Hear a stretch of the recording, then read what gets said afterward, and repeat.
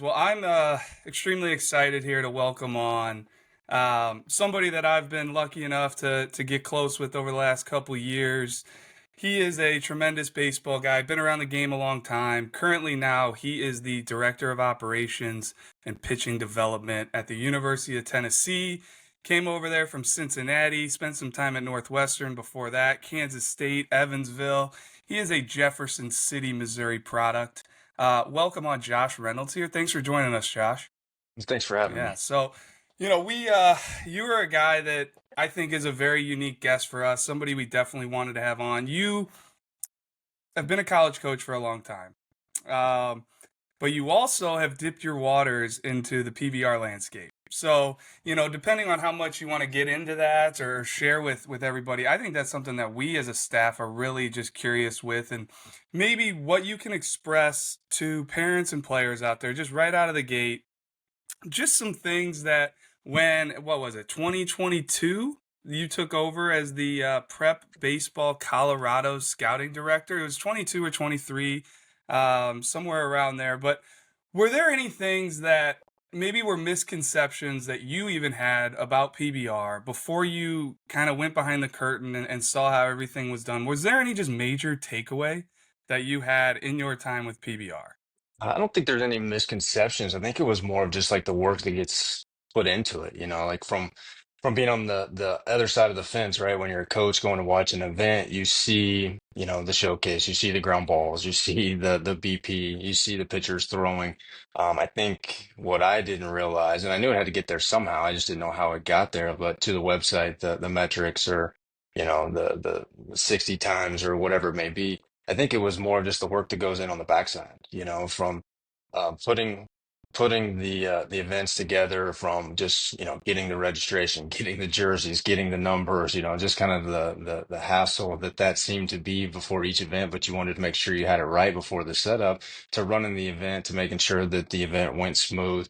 Obviously, you guys know with technology, it doesn't always go smooth, so just being able to you know work on the fly at sometimes, with TrackMan, like, hey, give me 5 seconds here. Let me adjust this thing, or give me blast, give me 5 minutes. I got to figure this out, right? So I think just figuring out how everything worked, right, and then how it was put together, and then most of the time, you ran a good event, and then you had to go home, and then you had to make sure your numbers were correct, and everything gets added to the website, and then you take that information and turn it into your post-event stories, so just seeing like the whole landscape of what PBR is and what it's trying to do for each individual that shows up to the event, from running the best event possible to then trying to promote each participant from the event and get them out there for whatever university, college to see them. You brought up a couple really good points there. And just in general, talking to, Sean Duncan back when this,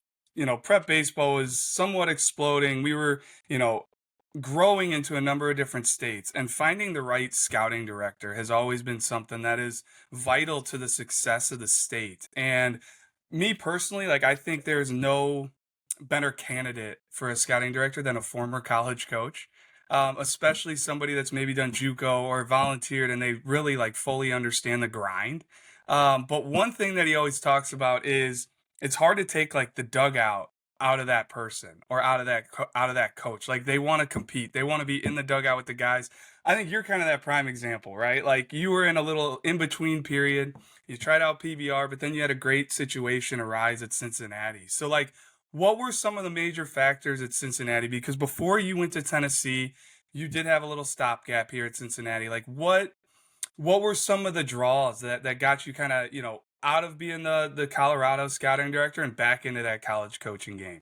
Well, it's kind of an interesting situation because being out in Colorado, like first of all, I loved it. Like PBR was awesome. It was fun. The people I work with from my crew that helped me with the events, just one good dudes, but then also baseball guys, right, who understood the task of like what a PBR event was and wanted to make sure we ran it to the level that it should be. So just, showing up to the field, setting everything up, hanging out with those guys, like it was fun. Then going to the games in the spring.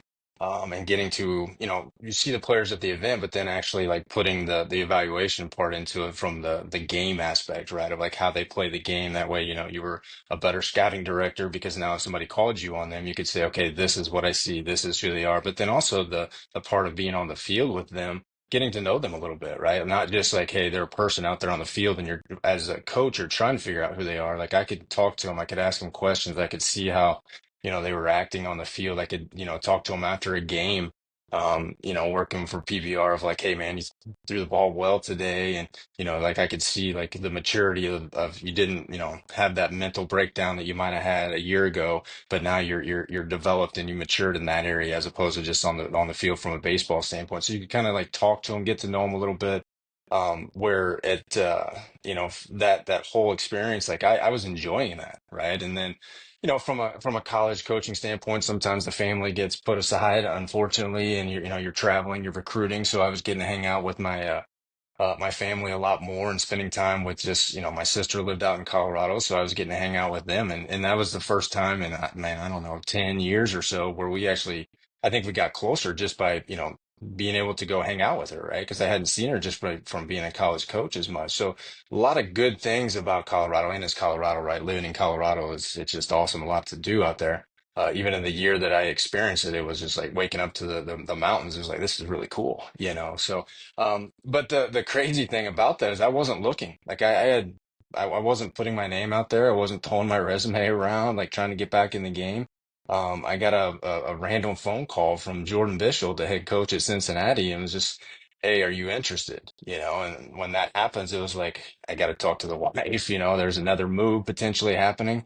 Um, and your kids are getting old enough to where you got to start thinking about, hey, they're in school now, they're fifth grade, sixth grade, seventh grade. It's like that's a tough time for them to start moving. So I had to make some decisions on the whole process. But I think just talking to Coach Bishop, and when I said talk to him, like I'd never talked to him before, so that's what it was weird. Like I just got the phone call and never talked to him. I hadn't even met him. I knew who he was because I knew what he was doing at Central Michigan, and that he was winning games and was a good head coach, and his name was up for some jobs, but I had never spoken with him. And get to talk to him, a couple times, and the next thing you know, it's, hey, you wanna come out and do this? So that's where I had to make the decision, right? And then, going back to like in between where I was at Northwestern as the interim head coach, I don't get the job. Sean Duncan, the president of PBR, says, hey, I want you to do this, and kind of takes care of me. So you kind of felt torn in between there because I've known the people at PBR for a long time and they're good people, right? So I think that was kind of the hard thing. So it wasn't just an easy decision just to jump back in, and it wasn't necessarily the you missed the dugout and all that. I think the only thing I really missed, in that year was just the relationship with the players, right? And some people forget that it's like they are players, they are going through life and they are trying to develop as men, right? Also, not just as baseball players. So, just the camaraderie you create in the bullpen, right? Or in the dugout during the game, or even after practice is over there and you're sitting in the team room and watching them play ping pong and getting to know each other, right? Like those are the things that you kind of miss. Like obviously the games were fun, they were competitive, it was good to be on the field. But I think the biggest thing I missed was, just the daily interactions with guys. From that standpoint, but no, it was a tough decision for me. And I was, for other guys, it might have been like, hey, I'm trying to get out. No, I liked it. It was fun. It was enjoyable. I was still doing baseball. I was getting to do some other things I was not able to do as a baseball coach, is, in regards to hanging out with family, doing some things there. So it was a tough decision. But Cincinnati was, going into the Big 12, new coaching staff. I knew the facilities. I'd been on campus there many times recruiting at PBR events, whether in Ohio. So it was something that I was kind of familiar with. It was more of just, what did I need to do at that time? And I didn't feel like I was done coaching yet. Kind of wanted to get back in and see what we could do, and it was a good experience. And I had told my wife that it had to be something that was right before we would just pick up and move again. And when you talked to Coach Bishop and got to know him and saw the staff that he was putting together and the people that I was going to be working with, the administration from Cincinnati was kind of like, I got to do this. Well, another just answer that gives me a ton of takeaways there. One being Coach Bishop calls you out of nowhere, never met you. It just speaks to the reputation that you've built in this game. Really, really impressive. You know, you're out there doing the PBR Colorado stuff, and you're a hot commodity on the coaching front.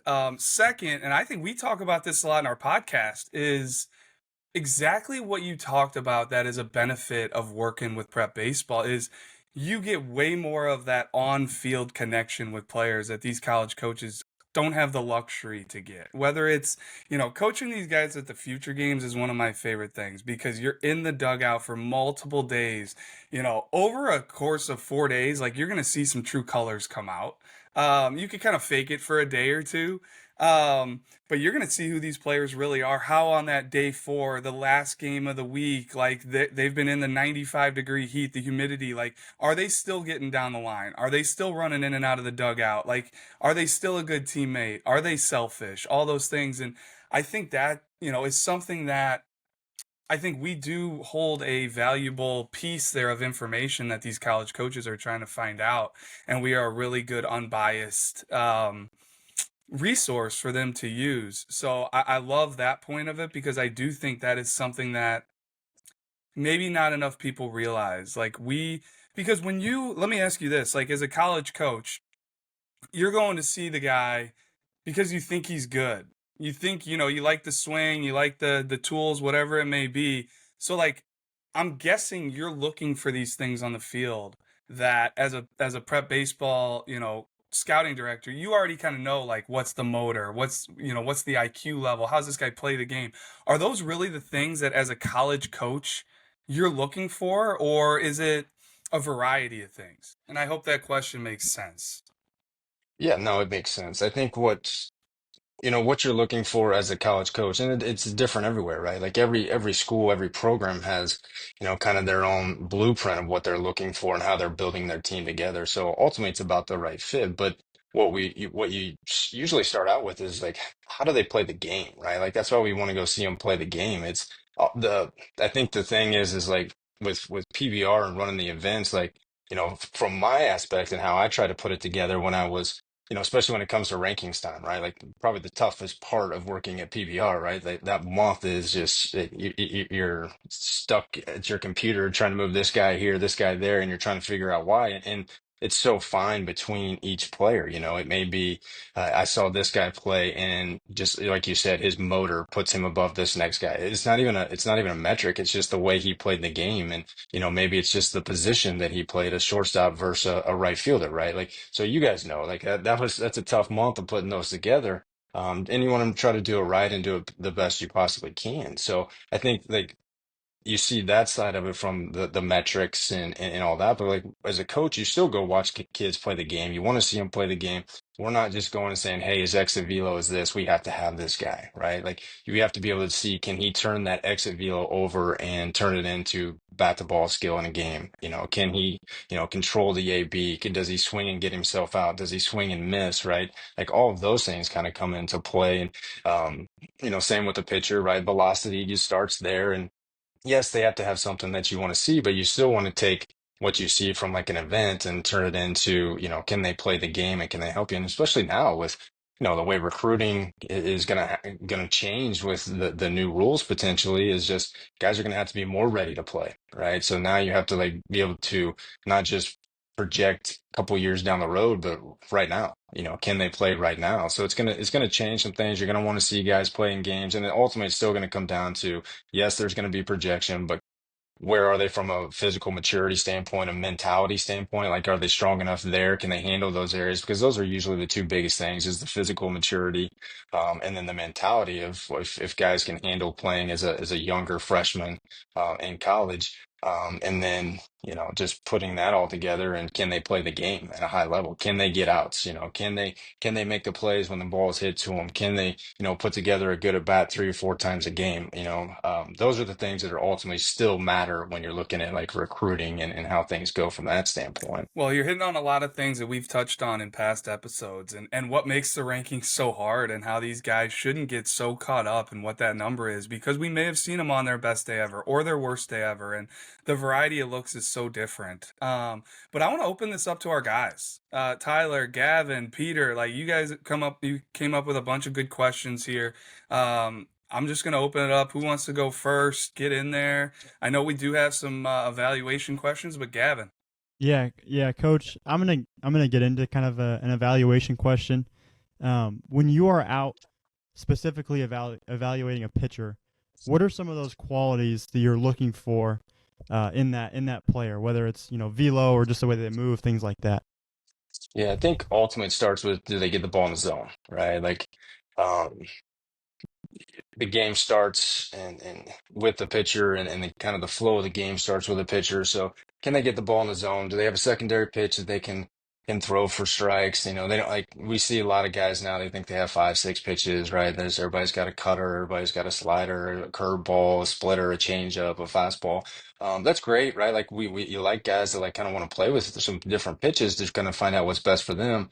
But ultimately, like when the game's going on, you need two pitches to get people out, right? Can you command your fastball to into the strike zone, and do you have a secondary pitch, whether that's a slider, a curveball, a changeup, whatever it may be, to get people out, right? To keep hitters off balance. And then can you how often do you pound the zone with that? Can you control the count? So it starts there. Obviously, velocity is important from that standpoint. Like there's not a certain number that says, hey, this guy's throwing this, we have to like this guy or whatever. But it gets it started, from that standpoint. And then I think it goes to the athleticism, and I think like sometimes people get kind of confused when we say about athleticism of a pitcher, right? We're not necessarily talking about their 60 time, and what they run from that. It's what do they do on the mound? What do they do in that small space when they pick their leg up? So when it hits the ground, does their body move well? Can they repeat that somewhat consistent, right, to where they can get the ball in the zone? I think that's athleticism in small space for the pitcher.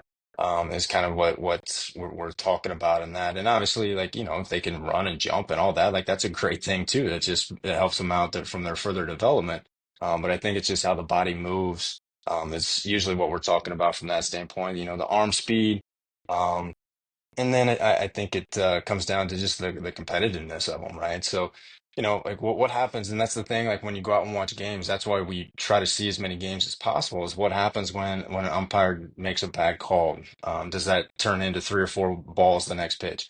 What happens when there's an error behind them? Do they get mad at the shortstop for making that, or do they say, I got you, and they move on, and the next pitch is in the strike zone? What happens after, a home run? Is the next pitch in the strike zone, or is it 3-0 automatically, right? Like those are things that we want to see, because if it's boom, boom, boom, and it's just strikes after strike after strike, no matter what the situation is, they're competitive, and it's not that competitive is not, you strike somebody out and you have to show them up. Competitive is like, hey, let's go. Next guy. It's the battle between the pitcher and the hitter, and they're out there trying to win that. And no matter what happens, they don't lose focus of what their job is, and then I think the next part of that just kind of goes to, like, after the ball leaves their hand, what do they become? Do they understand the game of baseball? Do they know where they're supposed to be on when the ball's put in play? Can they feel the bunt? Can they get over and cover first base? I think all of those things matter, when we talk about guys coming into a school, because the guys who can do all of those things, usually have, a faster track to finding innings there that first year. And then I guess, sorry, Drew, No, if you no, got that something, was but outstanding. Yeah, what do you got, Gavin? kind of one more question off of that. Like, what is something that every day a high school arm, like a guy that's wanting to continue to develop and get better, what is one thing that they could do every day that would maybe help them, develop and become a better pitcher and Yeah, prospect? I don't know that there's one thing specific that I would come up with. I would say just find something to get better at every day. Right? So, being a pitcher, it's like it's one of those things where like we can't go into the cage and just take swings and swings and swings and swings, right? So, whether that be dry reps, mental reps, something in the weight room, right? Like mobility, like find something to get better. I think just having a routine and a plan is probably the biggest thing, for high school guys. I think you see that it's a lot better now, right? Like when I played, it was like you went from basketball to baseball or football to basketball to baseball. And then you just kind of showed up and it's like, all right, now you got to get into baseball shape. Where you see a lot of guys now, they are starting to develop some sort of like a training towards baseball. But sometimes I wonder what is going on. Are we just going to the weight room just to lift? Are we going just to throw, or what are we really working on? You see guys that, their velo is in a good spot, but they're still training velo when they struggle to throw a secondary pitch for a strike, right? Like find the thing that you need to work on. And I think paying attention to those things are the other things that matter. But I don't know if it's necessarily one specific thing because I mean, each guy, whether it be nutrition, right? Like learning how to eat, right? That's a big thing for guys of learning how to eat, making sure you're getting the meals you need each day to put the fuel in your body to be able to make those gains in the weight room. In the weight room of developing, like I remember, like shoot, man, I can't say that I was every time I went in the weight room, I just got after it. Like, I mean, I've been the same weight basically since I was 20 years old. And it's one of those things where like what do you put into it? Like going into the weight room when you're lifting with a team and some buddies versus going in and by yourself, like it's make it competitive when you do that, right? Like don't just go in and lift and say, hey, just check the box if I got it done. Like, did you get done what you needed to do to where you felt like you got better? From your pre-stretch routine when you're throwing just on a random day, like make sure you do that the same way you would before pregame because you need to get your body prepped and ready to go. I think just honing in on everything to make yourself and finding that routine that's good for you, and making sure that it's like the right one for you is probably the thing that you need to do. So it's I don't know if it's a specific area like, hey, if you do this every day, you're gonna be better. I think it's finding something every time you do something to where it can make you better.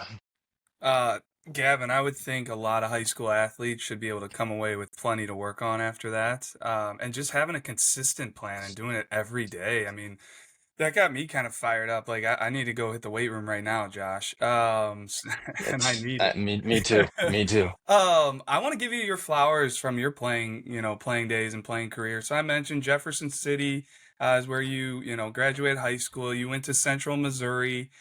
You guys made it to the College World Series twice in 1998, 2000. You also are the career record holder for wins with 34. I hope that still stands. Some records may be meant to be broken, but not that one. Like let's keep that one standing for you.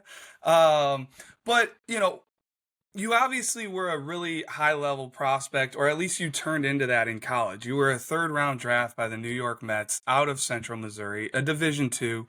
What were some things that were key to you to get to that level? We were talking a little bit before we came on here, and you mentioned that you were kind of a two pitch guy in high school for a while. So, was it developing a third pitch? Was it something you learned in college? Walk us through just a little bit of your timeline in your career. So it's my career is interesting, right? Like I was more of a position player in high school. I threw 6 innings my high school career, right? We had some other guys that were better than me. They were Division I type prospects when you talk about Missouri State, Missouri. And I was fine with that. Like I didn't care. Like I would just wanted to play the game, right? Like I just like it was baseball. Just like let me play, get me on the field. I played center field my senior year. I was in right field my junior year. Like and I was okay with that. Like I just wanted to win, compete, play the game and have that experience. And I wish you wouldn't have said the dates that we went to the World Series. It shows how old I am now. But back then it was more of like there was no PPR, there was no recruiting service that was like putting stuff out across the nation. So recruiting was more regional, right? And shoot, I'll even date myself a little more. There was no map, so you had to actually pull the map out, and coaches had to know where they were going. They had to figure it out. So we had local tournaments. We get out of the state of Missouri a few times, but not very often. But that's kind of kind of the recruiting scene then. So I that was Central Missouri was my only option. That was the only school that recruited me.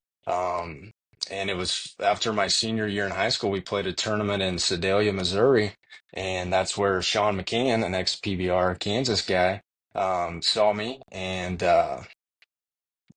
basically I finished pitching. He came come walking over to me after the game. You need to come on a visit. I went on a visit, and within that week, I was going to Central Missouri. But I think the biggest thing for me was I was a young high school senior. I should have been a class below me from an age standpoint, and I was, like my maturity physically didn't happen until I got to college. So I think the biggest thing was I got to be in a program with, Brad Hill, Coach Hill. He's kind of my mentor from a, just a coaching baseball standpoint. Just being in a program with him of like, hey, this is what, and back then it was like, I don't know if it was the best, but it was a program for us, right? Like it made us tougher. We had to be in the weight room 3 times a week. We conditioned 3 times a week, and whether it was baseball specific or not, it didn't matter. It made us better, made us tougher because we had to get through it. And then, the class that I came into when I was a freshman, I mean, if you looked at the offensive numbers from those guys, that my first year, it was unreal from a home run. That was back when we played with whether they drop five bats. So you had to, the exit velo was probably 200 miles an hour on some guys, some days when I was Yeah, pitching, I would but not want to just have pitched in that day and age. That could not have been fun. no, it seems pretty close to it right now though when I see some of these balls being hit. But just like having those guys, one from just a leadership standpoint on the team, but then also two of having to pitch to those guys, work through a lineup, and kind of develop and learn as a pitcher, of trying to get those guys out. So I think that's part of like, sometimes it's like, like you say you want to be successful and all that is like put yourself around successful people because they're going to make you better, right? Like that's what happened to me as a pitcher is I had to face the lineup that we had and the players that we had. So then anytime we played somebody else, it was like this. And I don't want to sound arrogant, but it was like, dude, this is easy compared to facing our lineup. These guys, our guys were really good, and it was righty lefty. You had to be able to pitch and mix. And then, like you say, yeah, no, I was a two pitch guy. I was fastball changeup until my junior year. Like I had a curveball, but it was really generic.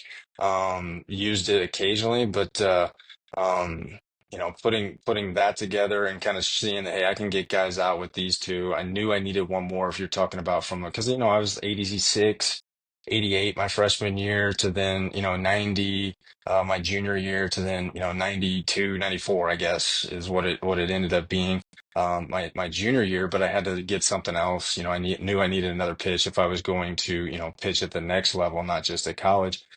So like what we were talking about earlier, it's like we didn't have TrackMan, we didn't have these ball tracking, tools to utilize. So you had to do it the old-fashioned way, where you found a grip, you started to throw it, and I remember a couple times getting Coach Hill into the box, and he was a lefty, and so having him stand in there and say, "Hey, what do you think? Is it any good?" And he just him giving me, yeah, like a little flat, little this, little that, whatever, and then you have to kind of take that and kind of turn it into a pitch. And apparently it ended up being okay, because I threw it a lot that year and utilized it, and it kind of propelled me, I'd say, probably into getting drafted where I did. I wrote down a couple notes as you were talking there because no, I'm of age to where I remember MapQuest. I remember having to print out the directions. I remember having to pull Oh the yeah. atlas out of the glove box and help navigate my dad on road trips. And yeah, a lot of the generation now has no clue what that's all about. And all that age does is just provide you wisdom, and it's clear as day. Just listening to you talk, you are extremely buttoned up, and I'm learning a ton just talking to you. One thing I did not know was that you were a two-way prospect. And it sounds like you were a multi-sport athlete. And that's something we have been harping on a ton and how it's changed in today's day and age. It's become harder and harder to be a multi-sport athlete, to play both ways, pitch and play a position.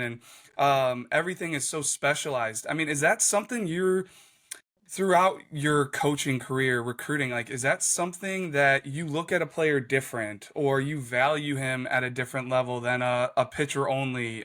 Does it depend? I mean, what's your viewpoint on that? So first I'll clarify. I played football to my freshman year, and then I decided to move on to just basketball and baseball. Our school was like 10 state championships. It was the option, the triple option, and Dang. I was the quarterback and I wanted to throw. I didn't want to get hit every play. So after my freshman year, I was like, all right, I'm done. So multi being basketball, baseball is kind of what I did. But yeah, no, I think I think what happens now is people get scared of missing out on something, right? Like, if I don't do this, then I'm going to get behind. And I can see it, right? There's two sides to it, right? Like there's some guys that, play multiple sports is not going to hurt them. There's some guys that probably need to train and develop and continue to work on their game a little bit more to get to the level that they want to have the opportunity to play college sports, right? Like it's not a given. Like just because you play, you look at the statistics between high school to college, from college to pro, it's very, very minimal, like who gets the opportunity. So I get both sides of it. I think the difference is in that time when I was going through high school was just the norm, right? So now the norm has changed to, hey, I got to be more specific. Fear of missing out of on something if I don't, go to this tournament. I think.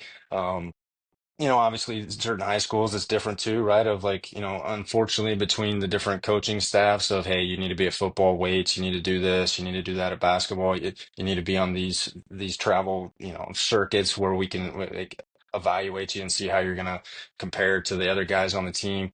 I think you get torn in different ways and everybody doesn't have the same agenda for you. Everybody's kind of worried about their agenda as opposed to what's best for the kids. So I think that gets in the way sometimes.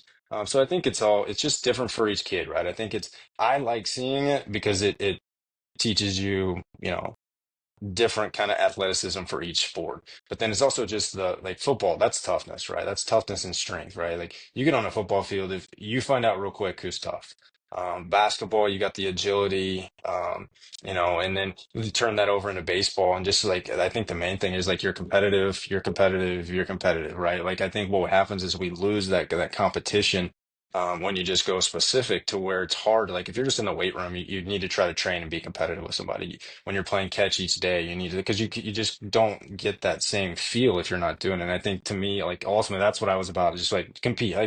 And I still do. Like I'm old, and I still think I can go get all these hitters out at Tennessee, but I can't. I know I can't. But in my head, I feel that, right? Like that's just who I was. If we're gonna play checkers, like, I'm trying to beat you, right? Like I don't care. It's not just fun. Like so, and that was kind of my nature, my mentality of. Like I wanted to win and I still want to win. If I'm playing my son at ping pong right now, I'm probably gonna let him score a couple points, but I'm gonna beat him too, right? Like that's just who I am. But that's I think that's what I was able to like. I never took off from competing, right? And I think that's still the biggest thing in sports today is like just learning how to compete, learning how to fail, learning how to lose and deal with it, and find something that you have to get better in each sport. And I think when you break it down to just one, it's like baseball can be boring, from that standpoint of just training. So what am I really getting better, or did I just go out and throw today? Right? Did I do what I needed to do to get better, or did I just go out and go hit in the cage and do the drills that make me feel good, or did I actually challenge myself? Or if I'm on the basketball court and I'm playing, it's if I'm not up today and ready to go, then I get beat. I get dunked on, right? Like that's not what I want to happen. So you kind of keep that, and I think those are the things that each individual is specific. Can you do it? Does it make sense for you to do it? Um, does your situation allow it? But ultimately, I think, if you want to do it and it's something that you've done, keep doing it. I don't think it hurts you. No, great stuff there. And I want to open it back up, guys, to anybody that has a question here. And also, just shout out Central Missouri. There's a lot of, we talked about this too, Josh, as you jumped on. A lot of just prep baseball report former workers or guys who are currently in the industry with us that have ties to Central Missouri. Andy Urban, Kevin Mulder, Brett Schwartz down there in Oklahoma. So just quite a coaching prep baseball tree coming out of Central Missouri there. Peter, I see you got yourself ready to rock and roll here with a question. What do you got for Coach Reynolds? Yeah, I just like something I've noticed in the past few years, Tennessee's really started to get involved in Illinois, like recruiting, especially recently.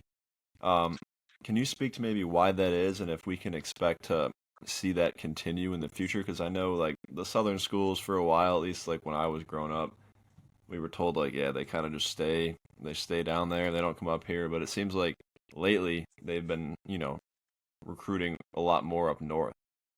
I think you see that in a lot of places. It's not just Tennessee, right? Like you're seeing the SEC go up north and grab players. You see, it's just I think it's part of what what we talked about earlier, right? Is like back when I did it, was more regional and you're talking about your state and just like the areas that are connecting. Where now, like I can pull up my computer, I can go look at Drew's top 25 list or top 50 list or whatever. And now like I can build a familiarity with that player. And now it's like, hey, we need to follow this guy, right? Like this guy has the tools that we're looking for. And then, with the tournaments being kind of all over the place, you go down to Lake Point in Georgia, you're seeing teams from all over the country, right? So now it's like I don't think it's just specific to a certain area anymore. It's like where are the good players and you try to go find them, right?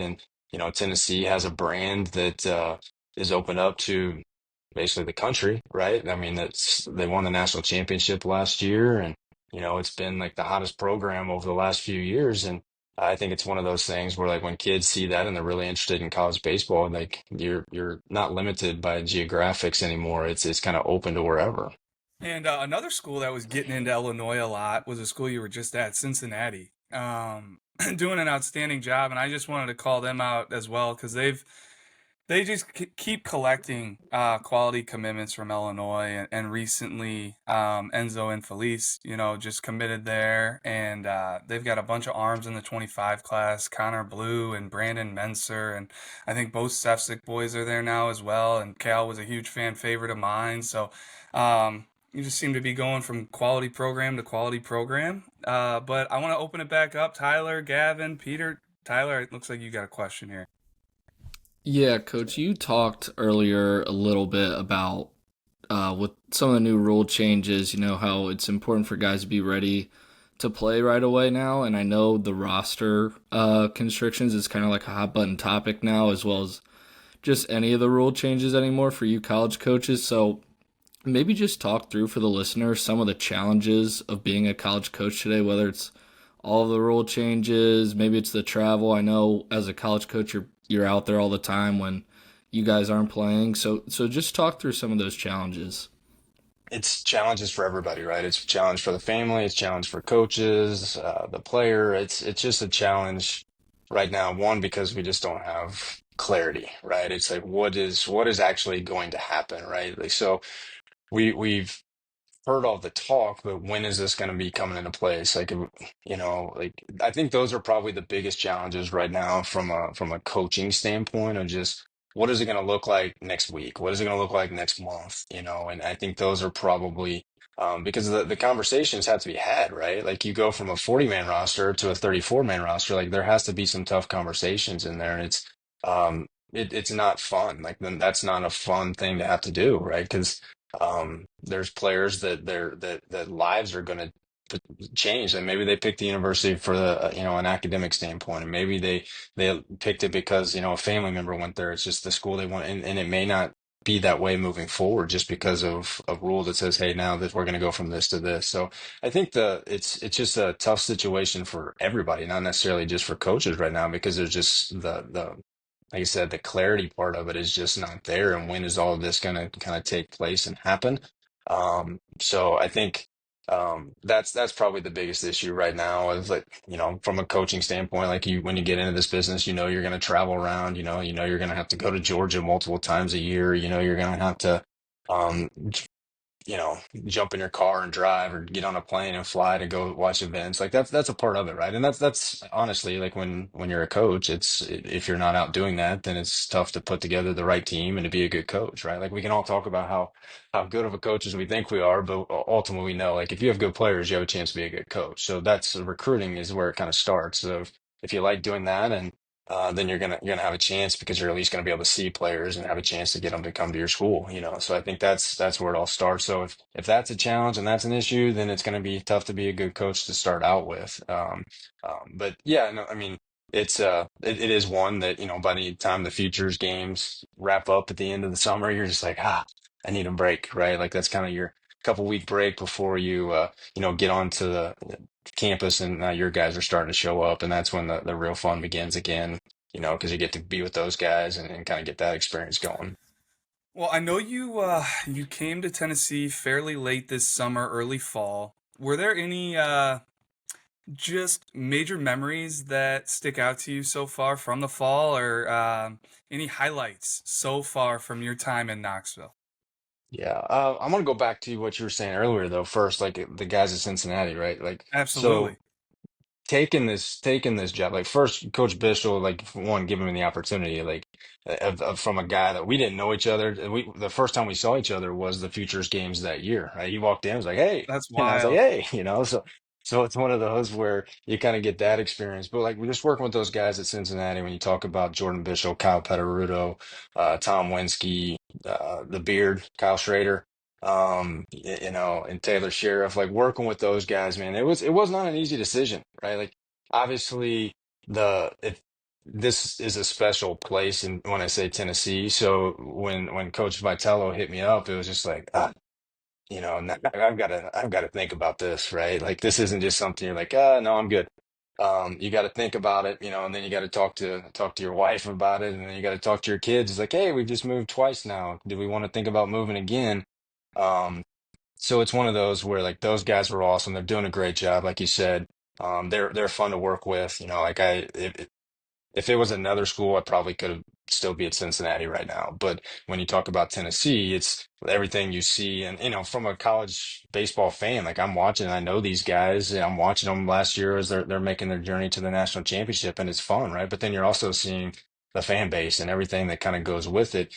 So I think that's what, like, now that, you leave Cincinnati, and it's hard to leave those guys because you saw what they were doing and what we were building there to what they continue to build, and they're going to do a good job in the Big 12 and nationally.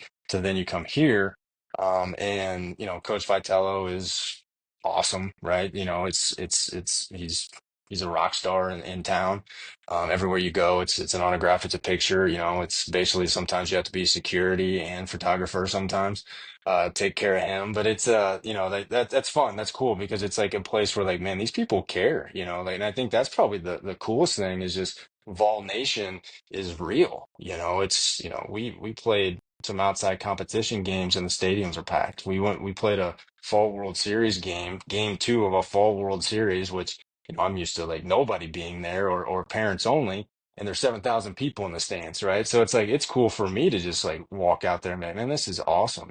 But then like just seeing like, man, this is kind of what it's going to be like all year, for the places that we're playing and the venues that we're going to go play at. Like it's going to be fun, right? So I think that's probably the biggest thing is seeing just the support and the love from the fan base and the expectation from the fan base. But then also I think like the from me, like, when you're talking about like we always talk about players like, hey, you need to continue to get better and grow and develop and mature. And I think like from a coaching standpoint, like I have to do the same thing, right? Like it's kind of wrong if I'm saying it, but I'm not doing it. And ultimately, like, like being around Frank Anderson, who in my opinion is one of the best, if not the best pitching coaches in the country, and being around Josh Elander, who I mean, if you guys watch Tennessee and their offense, it's like all they do is hit home runs, right? It's like they're one of the best hitting teams in the country every year. So just kind of being around those guys and learning, and then seeing how Coach Vitello runs a program, like I think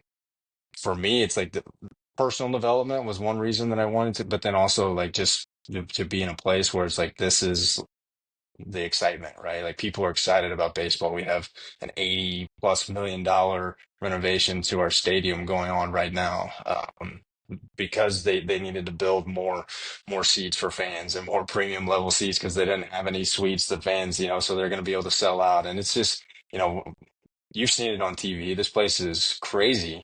I'm excited to see it when it's for real.